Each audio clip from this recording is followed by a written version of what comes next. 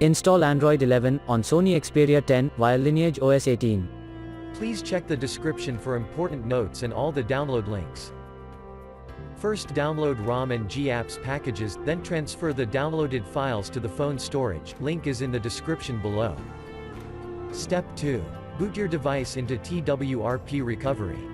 Once in TWRP, click on Wipe, Advanced Wipe, and select the check boxes, as shown in the image, excluding internal storage. Step 4. Swipe the button to wipe the device. Step 5. Go back to the recovery main screen, and tap on the Install button. Step 6. Navigate to the storage, and select the ROM zip file. Step 7. Finally, swipe the button on the screen, to install ROM file. Step 8. Flash the GApps zip package, in the same manner. Step 9. After GApps flashing completes, select Wipe Cache and Dalvik from bottom left side of screen, and swipe to wipe. Step 10.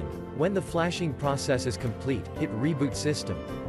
That's it, you have successfully installed the ROM on your device.